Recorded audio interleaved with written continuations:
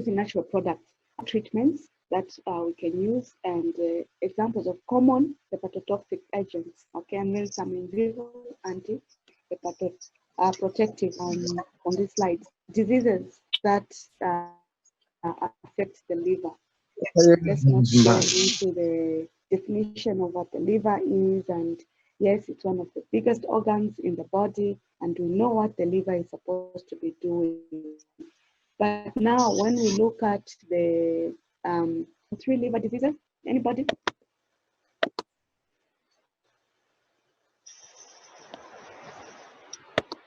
Mention of three liver diseases that you are aware of or that you've read in this presentation. There is cirrhosis, hepatitis.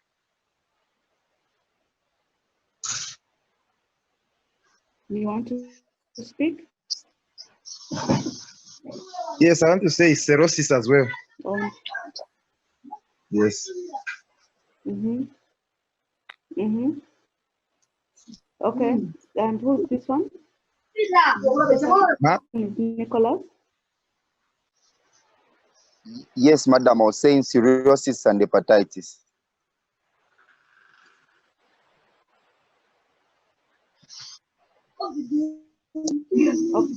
Okay, so we have cirrhosis, and then somebody talks about hepatitis. So, any features, characteristics of these liver diseases? What characterizes cirrhosis, or what characterizes hepatitis?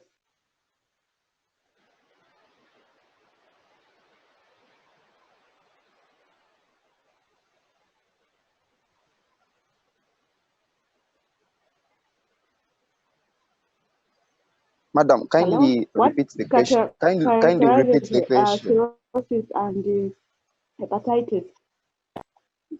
Hello? What characterizes cirrhosis? Difference between the two.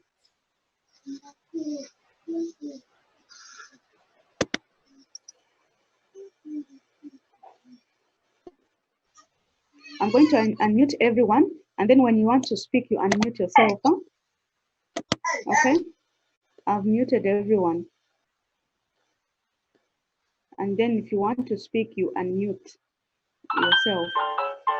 Okay, Kennedy, I can see your hand there.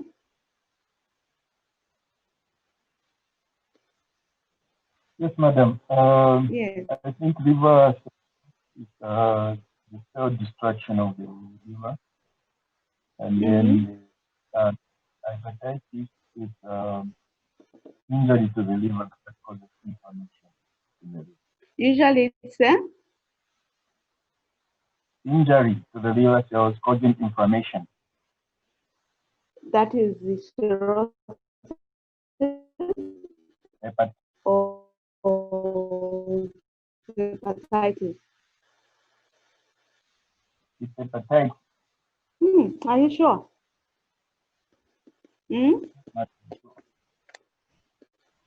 Okay. Yes. So when we look at the liver,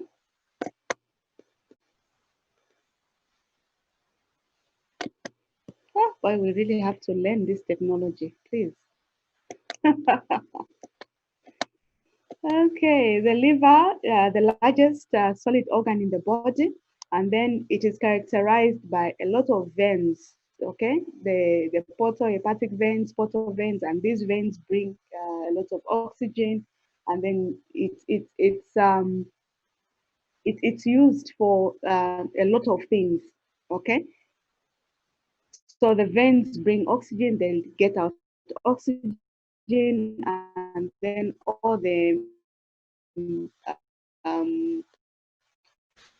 food that it cleans. It's like a machine that just cleans and cleanses the blood all the time. So that bringing of oxygen and taking out of oxygen gets to be done by the liver with, of course, other organs.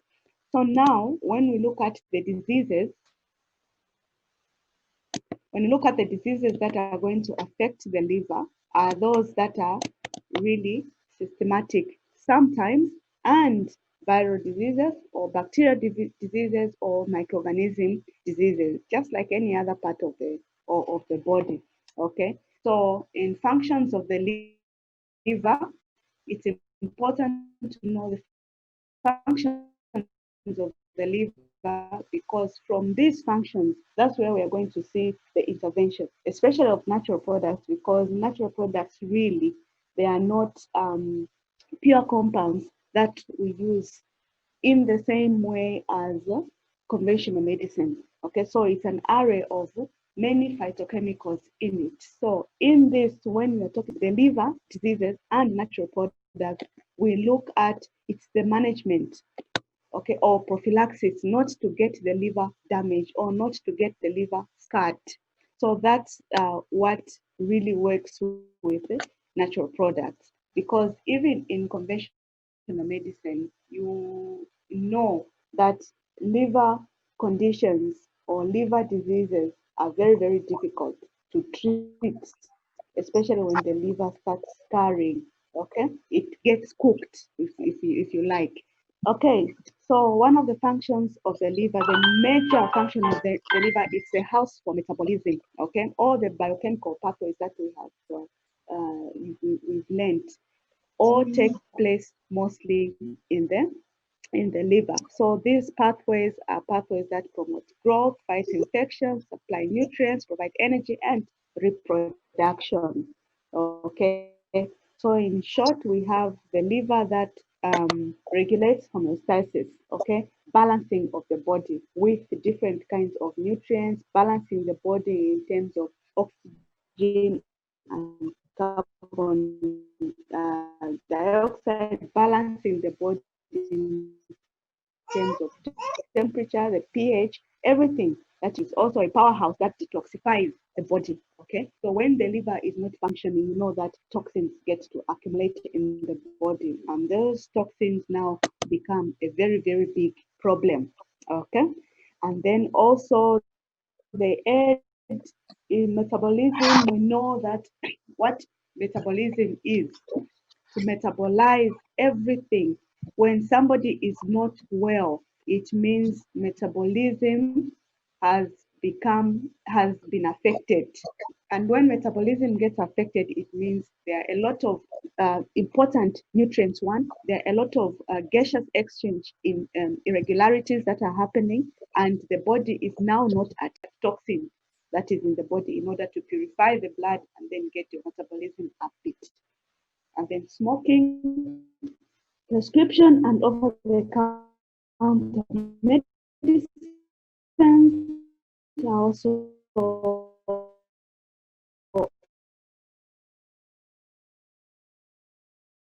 some of the things. If you take prescription over the counter drugs for too long, okay, and infection, illness, and yeah, protected. So from both illnesses, stress, like I said, this is related to work overload, environmental toxins, that's heavy metals and pesticides. So these, how can you get them? You get them really from the food that we eat, from vegetables sometimes, or the meats that we eat. You are going to get some environmental toxin, even just unpurified air, okay?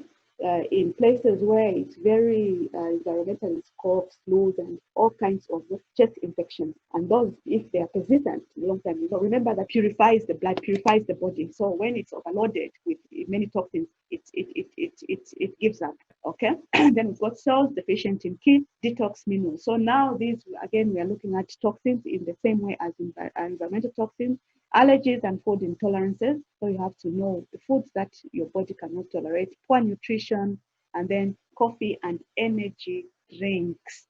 So you see that lifestyle has got a lot of impact on how we actually take care of our liver.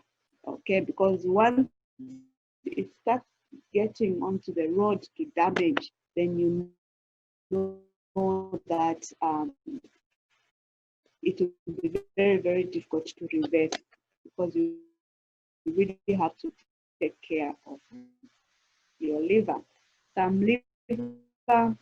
Some causes of liver diseases, we've just looked at that illustration. Okay, I think let's mark on that. Okay, so any other addition to class?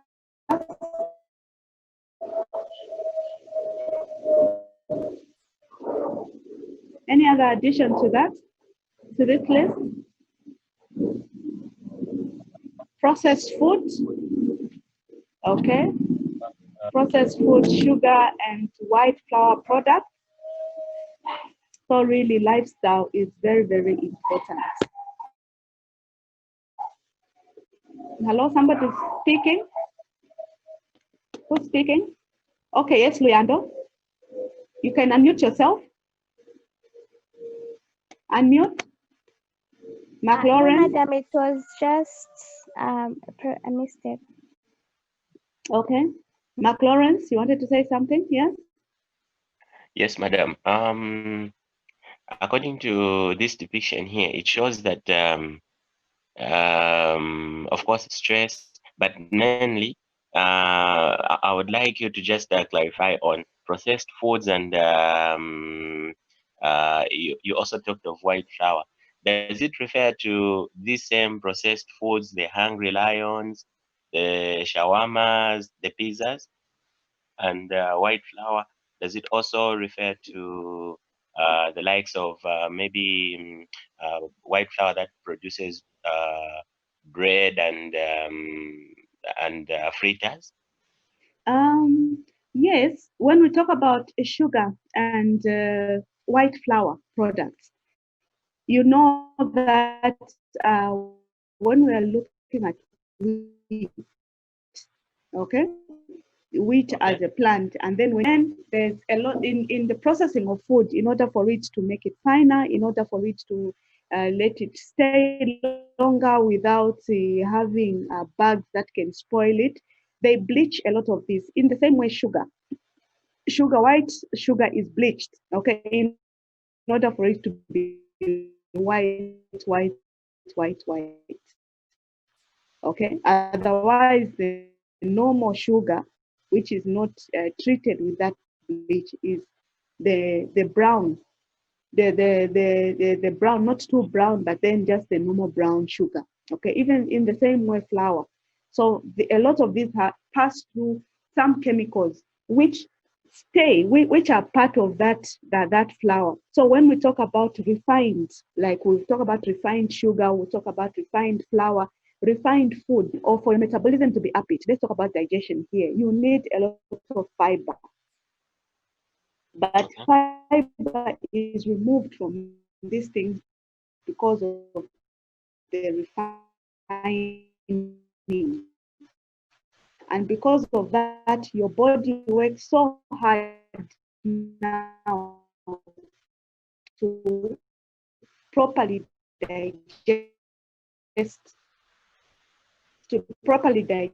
this food. So it is the excess water that you put on your system. Okay, you are eating very white refined food, and other than being refined food, you are eating a lot of oils. Other than a lot of oils, you are eating a lot of you're drinking a lot of alcohol, coffee, drinks. It's really about lifestyle. So in your diet, what is a normal healthy diet that we should have? We know that a healthy diet should have, yes, we should have carbohydrates, we should have important, and then we should also have fiber, which to have optimum nutrient absorption into the body. We need to have complete and proper digestion of the food that we eat.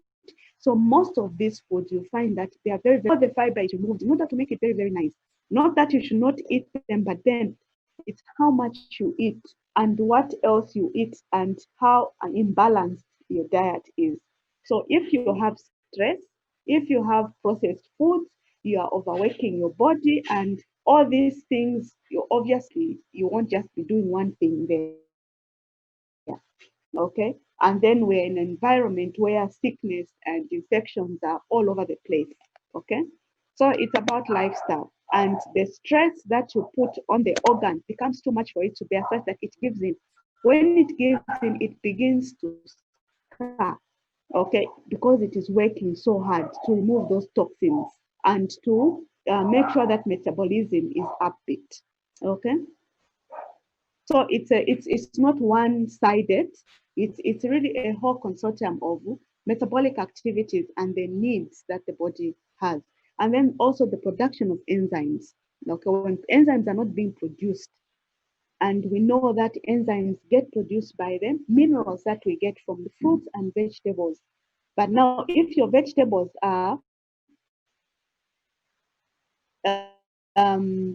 spiked with a lot of environmental toxins, heavy iron maybe in the food that you are eating, you've got copper and all those, and then pesticides. You know that vegetables nowadays, you cannot have vegetables which are never sprayed with all these inorganic pesticides, which actually remain as deposits in these foods that we eat. Okay. So organic, when we are talking about organic, go organic, this is because now you agree that there's a lot of, there's an increase in liver toxicities and other diseases because of industrialization. And industrialization has come with a lot of its negatives also. Okay, I hope that helps, McLawrence. It does, yes. Thank you so much. Hello? No, people are not talking.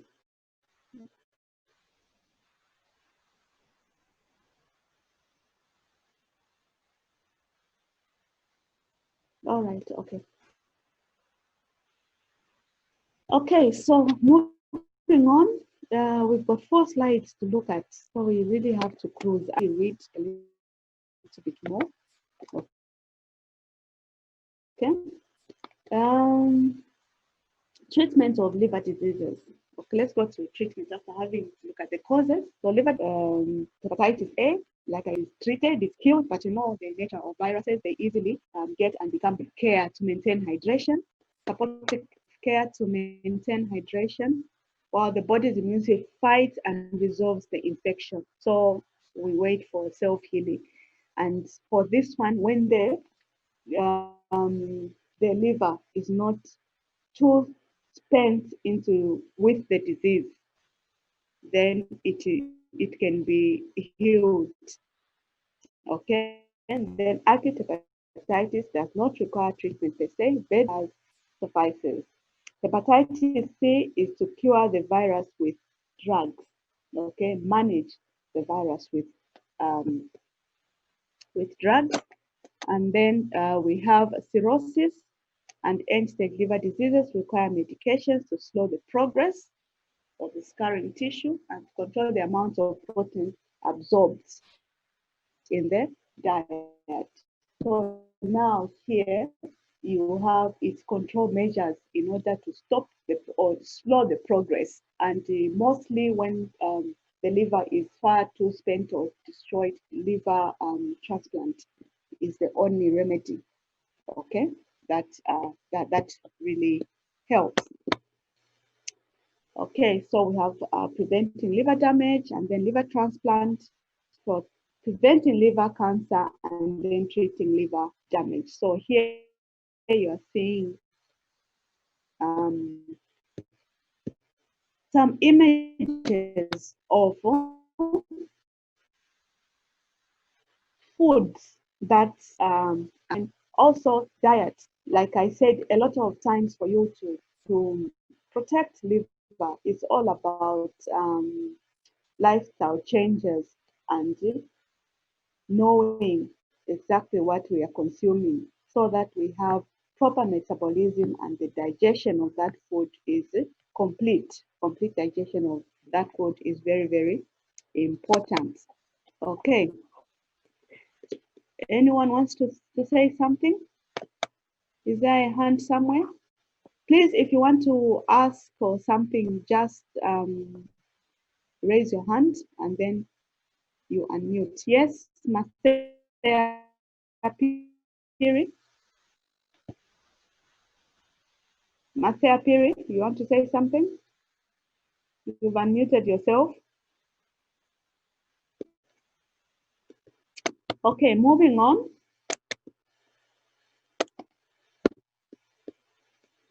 What is this telling us now?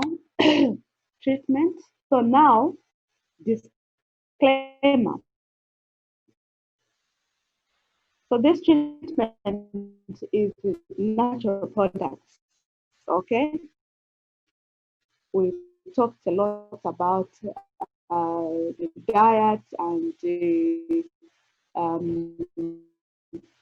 treated foods and of organics, okay? But why have I written disclaimer? Sometimes, yes, you can be the most strictest person in eating organic food, taking care of the food that you eat and things like that. But then you've got an infection, okay?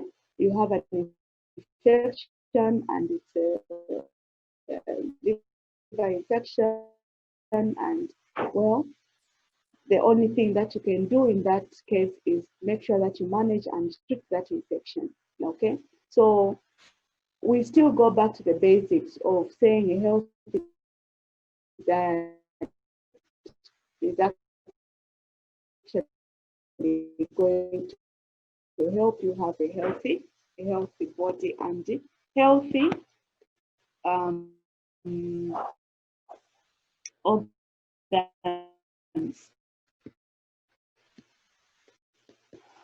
Okay.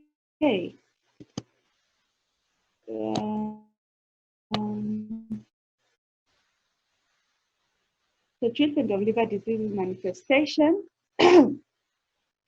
So how does liver disease manifest? One of the ways in order to see manifestation of liver, especially when it's far into the condition, is ascites, okay, where you have an accumulation of fluid in the abdomen, or sodium salt or no salt at all, okay? So it is important that while you are reading that, you read and get to know why low sodium salt is going to help ascites, and the other is really continual removal of that abdominal water that accumulates, okay, by paracentesis. This is also one of the conditions that shows. Who's speaking? There are people who want to. Okay, Henry Pikulwa. Yes, madam. You're saying something? Yes, I want to be Henry? Yes.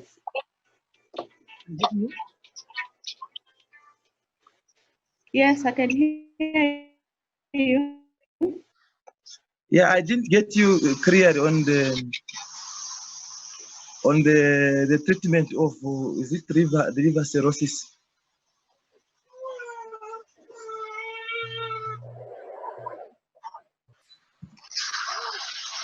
The types of the food that should be eaten to treat liver. On liver cirrhosis.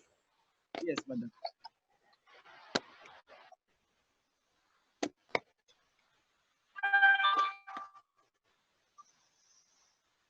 No, it's not really like the type of food, but we are talking about you need to stop the progression, to slow the progression of the scarring, okay? The what I call cooking, from the liver to be cooked to harden up. So when it scars, usually a lot of people have liver damages here and there, okay, because of the toxins and things like that. And for some reason, maybe even for diseases, okay, infections. So when the liver is scarred, maybe 20%, 30%, it regenerates, okay? 10%,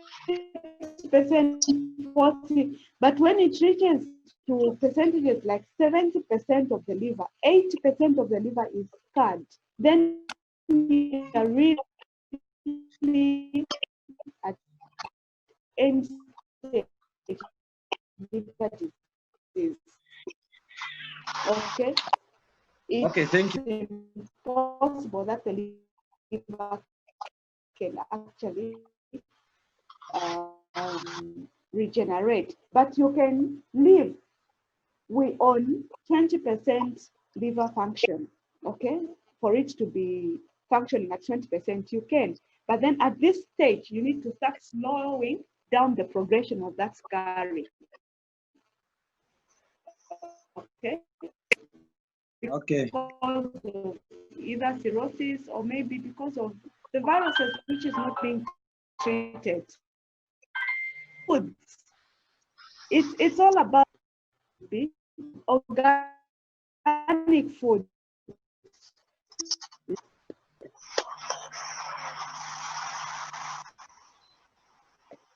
So we go to, okay. So that's about the liver. Okay. And some of the treatments and causes. Okay. Well, we were there. Okay, so we're talking about ascites as one of the manifestation, and then hypertension, portal hypertension, which may be treated by therapy, and dietary surgery is the risk of some of the treatment ways. Okay, about treatment. So with different kinds of liver and what can cause liver damage. So when we talk about herbal treatment, there are three things that we need to look at. What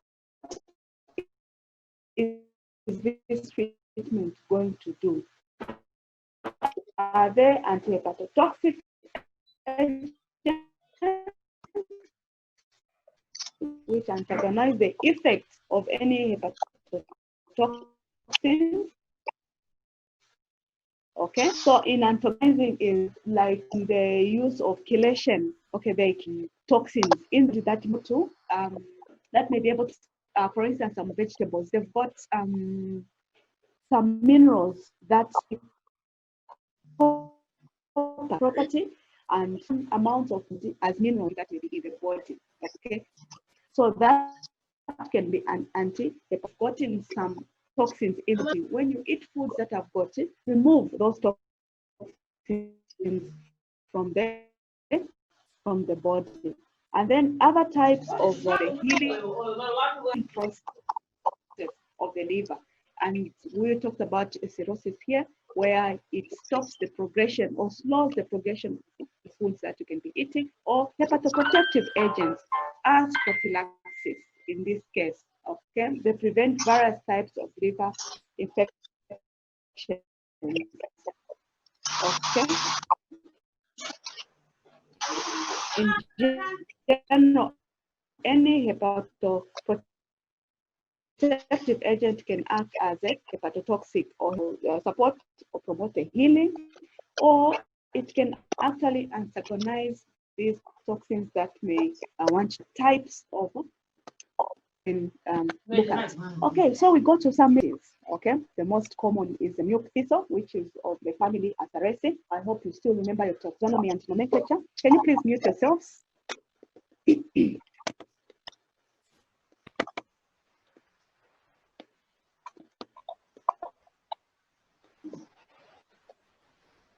Okay.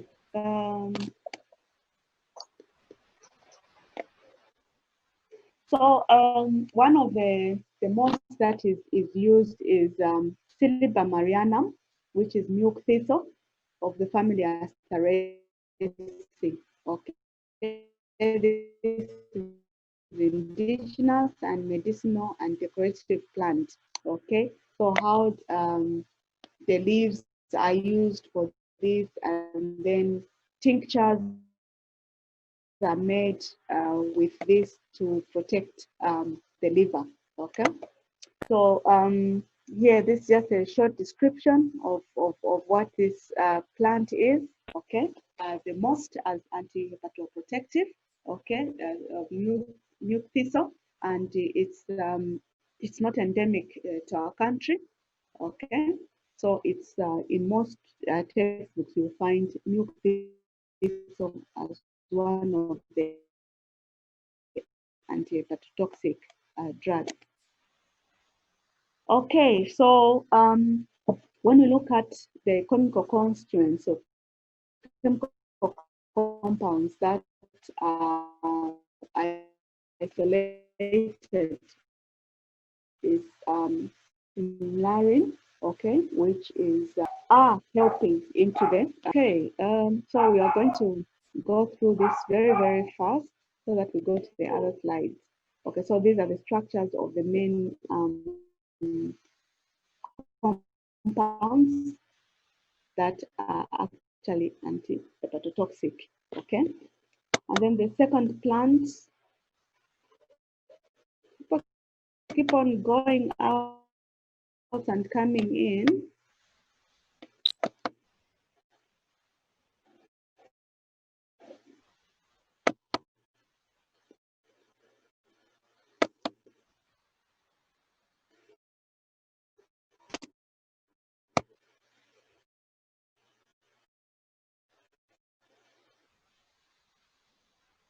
So the other plant which is not vegetable, which is eaten in Mediterranean and in a lot of developed countries, it's a vegetable, okay? And this, the uses is mainly to stimulate the bowel, promote emptying of the gallbladder again, and bile duct. So again, this is really a good vegetable that will enhance or promote metabolism to take place in the body. So when we look at the chemical constituents,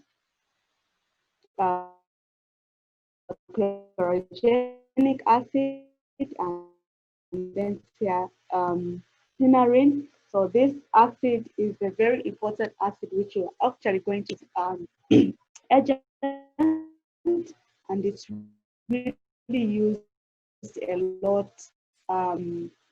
You can find this as a pure compound, and you can actually buy it from the pharmacies and chemists, but you cannot use it as it is. You need to use it with other things. It's for use in a lot of enzymatic assays that are being made to see activity of most of these plant extracts. Okay, and then one that is very familiar to us is cucuma longa, which is turmeric. We eat this as a spice, and we add it to our cooking. So this also has got a lot of anti-hepatotoxic that we have a lot of it here as a spice. Of this family, we also have ginger, which is of the same families with Baresi. Okay, so these are foods that have been tested, and we use them, and they're non-toxic. The medicinal uses of turmeric, it's a long list there, but if you realize what this list is all about, is again, we're talking about metabolic activities that it really helps. Okay, cancer prevention, when we're talking about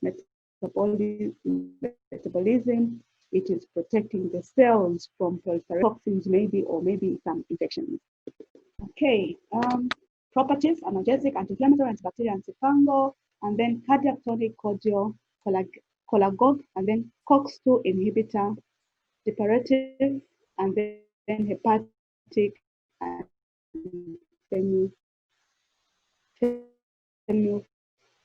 vermifuge. So again, if you look at most of these hepatic vermifuging toxins that can be injurious to the liver.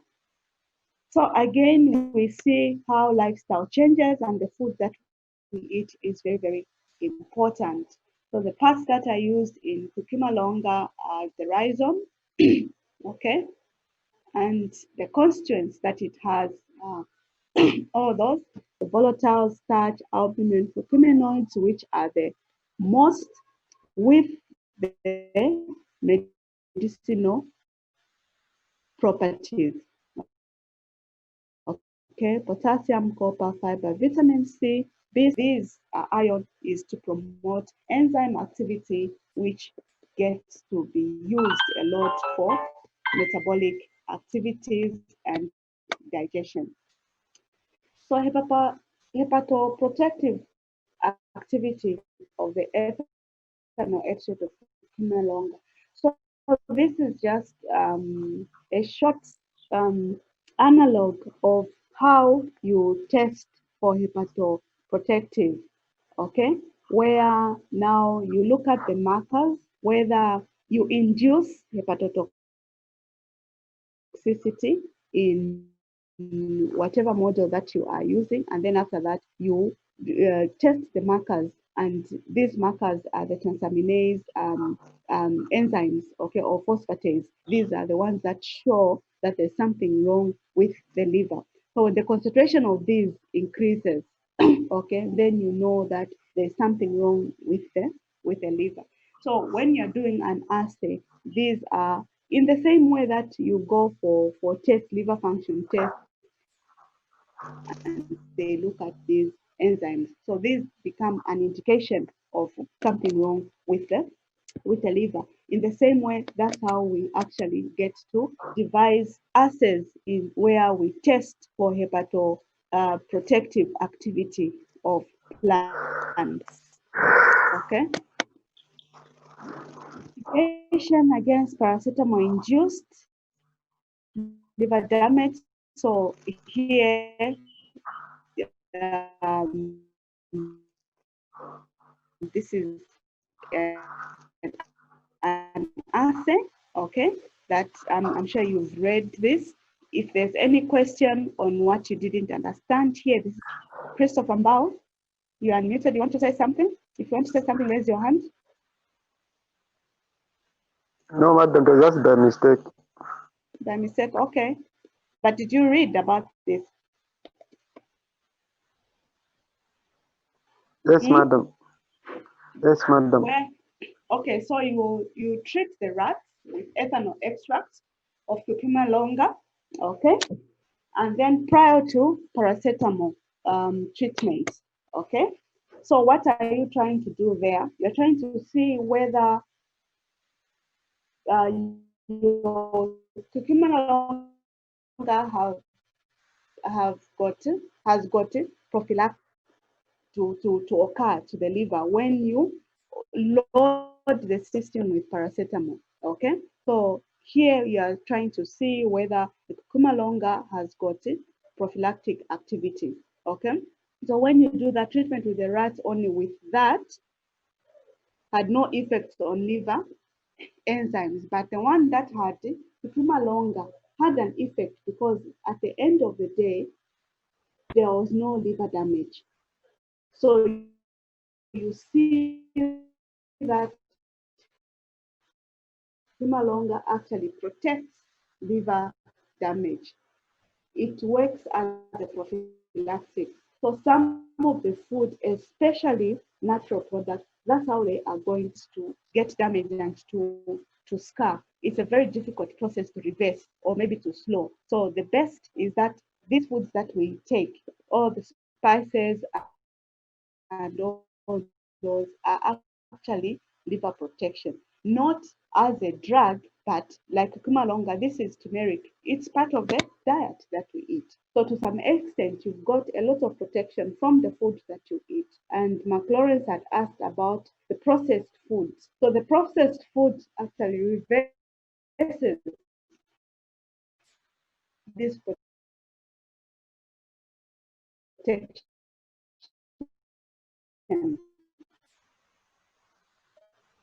from the organic foods that we may be eating, okay, such that now you just eat whatever you eat and If it so happens that your system becomes overloaded in proper metabolism, then the organs begin to feel the heat, they begin to feel the pressure, and they start giving in.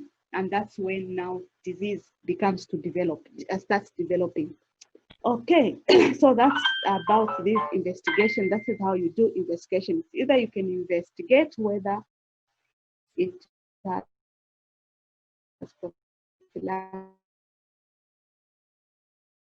activity, or whether it can actually stop the commencement. Remember the hepatoprotective, see how the natural products can be able to work. Okay, is used is one that is also quite familiar, which is the chamomile. Okay, uses in skin disease and inflammatory and some inflammatory diseases. Okay, so the inflammation of the liver.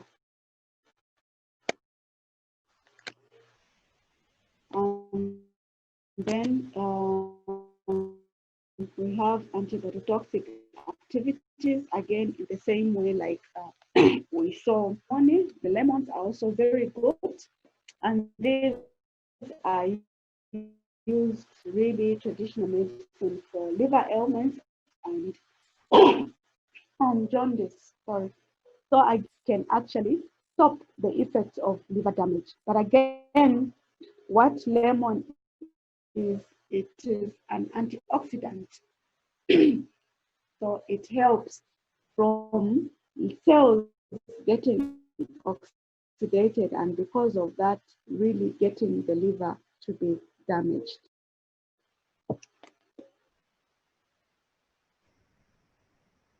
So these are common foods that we eat all the time, and that can be part of our diet. Okay, and then these are herbs as well, which we use in our food, in our culinary, in our cooking. This is basil. Okay, the normal basil that you have and put in your food can also be very, very useful, stomachic and treating